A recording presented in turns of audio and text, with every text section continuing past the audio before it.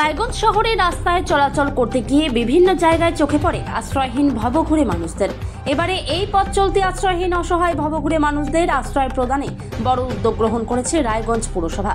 পুরসভার তত্ত্বাবধানে এই ভবঘুরে মানুষদের রাখার জন্য নির্মিত হচ্ছে ত্রিতল ভবন। পুরসভা সূত্রে জানা গেছে, রায়গঞ্জ পুর এলাকার 17 নম্বর ওয়ার্ডের বন্দর এলাকায় এই ভবন নির্মাণের কাজ চলছে। পশ্চিমবঙ্গ সরকারের শেল্টার ফর আরবান হোমলেস প্রকল্পের আওতায় মোট 1,54,00,000 টাকার বেশি ব্যয়ে এই ভবন নির্মাণের কাজ শুরু হয়েছে। পুরো এলাকার সরকারি জায়গায় এই ভবন নির্মিত হচ্ছে। ত্রিতল বিশিষ্ট এই ভবনে বেড সংখ্যা মোট 50টি। পাশাপাশি এই ভবন নির্মাণের পর এখানে আনা ভবঘুরে মানুষদের খাওয়া দাওয়া ও নিয়মিত দেখভাল করার ব্যবস্থাও পরবর্তী সময়ে করা হবে বলে জানা গেছে পুরসভা সূত্রে।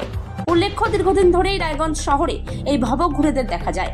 শহরের বিভিন্ন প্রান্তে, বিশেষ করে শিলিগুড়ি মোড়, মোহনবাটি, কর্ণজোড়া, বৌগ্রাম, রায়গঞ্জ জেলা হাসপাতাল চত্বর, সরকারি ও বেসরকারি বাস ডিপো এলাকাগুলিতে এদের দেখা মেলে।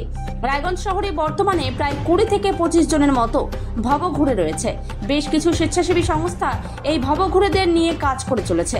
স্বেচ্ছাসেবী সংগঠনগুলির দাবি, পুরসভার এই ভবন তৈরি হলে এই ভবঘুরেদের ঠিকমতো চিকিৎসা করিয়ে নিজেদের জায়গায় ফেরাতে সুবিধা হবে।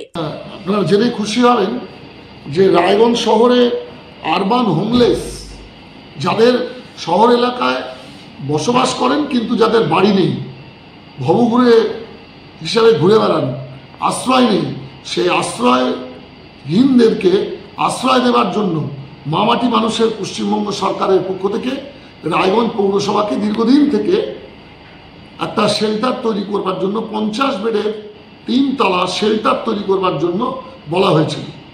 সেক্ষেত্রে জায়গার অভাবের জন্য আমরা অনেকদিন জায়গা দিতে না পারা সত্ত্বেও এখন আমরা আমাদের জায়গা উদ্ধার করতে পেরেছি।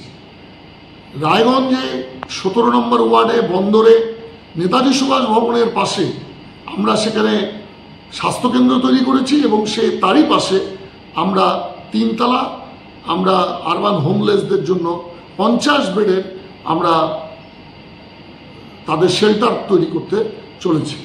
এমইডি মিউনিসিপ্যাল ইঞ্জিনিয়ারিং ডিপার্টমেন্টের তত্ত্বাবধানে এই শেল্টার তৈরির কাজ চলছে। তার ভ্যালু হচ্ছে কাজের 1,54,00,000 টাকার অ্যাবাভ। সেই টাকা দিয়ে সেখানে 3 তলা 50 বেডের অসহায় মানুষগুলো যারা ঘুরে বেড়ান আরবান হোমলেস, তাদেরকে রাখবার ব্যবস্থা তৈরি করা হচ্ছে। এই প্রথমই তো ইতিহাসে প্রথম। আমাদের 75 বছর হতে চললো রায়গঞ্জ পৌরসভার বয়স, এই 75 বছরেই প্রথম যে আরবান হোমলেসদের জন্য আমরা বাড়ি তৈরি করছি 50 বেডের। এই ধরনের আমরা ভবন তৈরি করছি।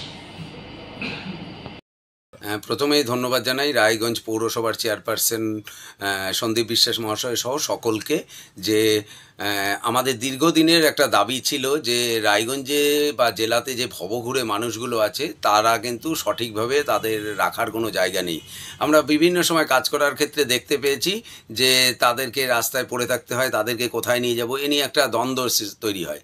সেক্ষেত্রে আমরা দীর্ঘদিন ধরে পৌরসভার কাছে আবেদন রাখছিলাম যে আপনারা একটা ভবঘুরেদের জন্য যদি কোনো স্থায়ী আবাসন তৈরি করেন, অথবা যদি আমাদের রায়গঞ্জ মুক্তির কান্ডারিকে কোনো একটা জায়গা নির্বাচন করে দেন, সেখানে আমরাও আমাদের নিজ দায়িত্বে তৈরি করতে পারি পৌরসভার সঙ্গে।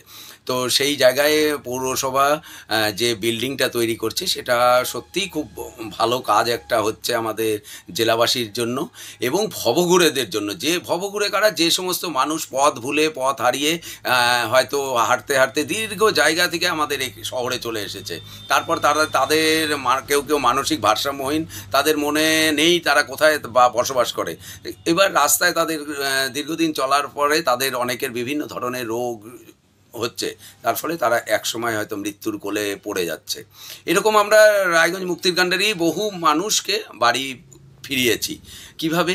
আমরা ভবঘুরেদের যেখানে যে মানুষ সন্ধান দিয়েছে আমরা পৌঁছে গিয়েছি, তাকে পরিচর্যা দিয়েছি নিজ দায়িত্বে, এবং সে বেশিরভাগ ক্ষেত্রে রায়গঞ্জ গভর্নমেন্ট মেডিকেল কলেজ এ বিষয়ে সহযোগিতা করেছে। কেননা তারা সেইখানে সেই রুগীকে ভর্তি করেছি, তার মানসিক অবস্থা বা তার শারীরিক কন্ডিশন, অনেকের পা পচে গিয়েছিল, সেই মানুষগুলো পা সুস্থ করার পরে তার যখন মনে পড়েছে তার বাড়ির, সেরকম ঝাড়খণ্ডেও আমরা ফিরিয়ে দিয়েছি। বালুরঘাটে পতিরামের এক মহিলাকে ফেসবুকের মাধ্যমে সোশ্যাল নেটওয়ার্কের মাধ্যমে যোগাযোগ করতে পেরে কতজনকে ফিরিয়েছেন এই পর্যন্ত? আমরা মোটামুটি এখন পর্যন্ত 5 থেকে 7 জন মানুষকে ফিরিয়ে দিতে পেরেছি বিভিন্ন জায়গায়।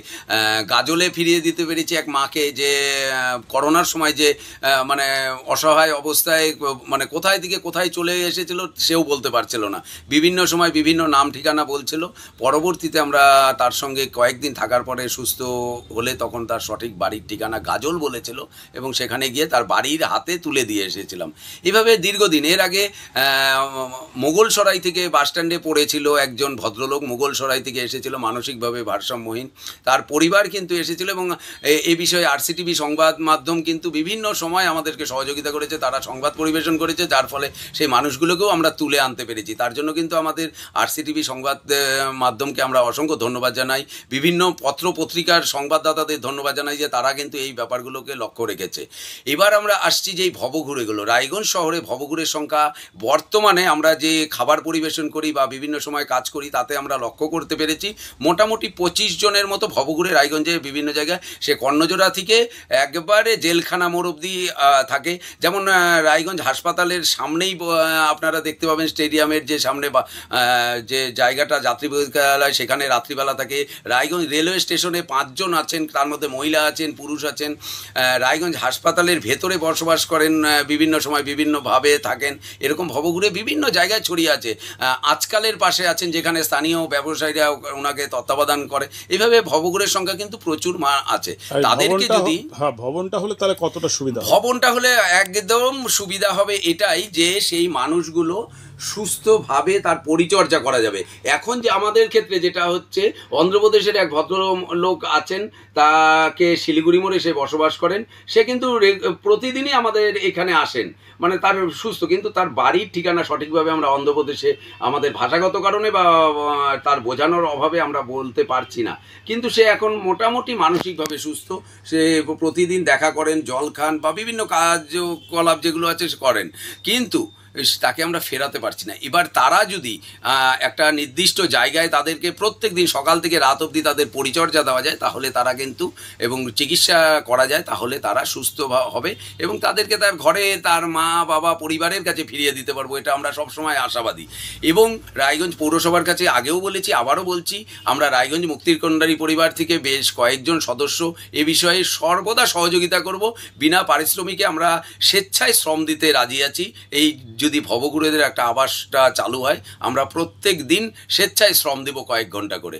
এক্ষেত্রে আমরা চাইবো যে পৌরসভা আমাদের এই আবেদনে আমাদের সঙ্গে যদি কাজ করতে চায় তাহলে আমরা সবসময় এই কাজ করতে রাজি আছি।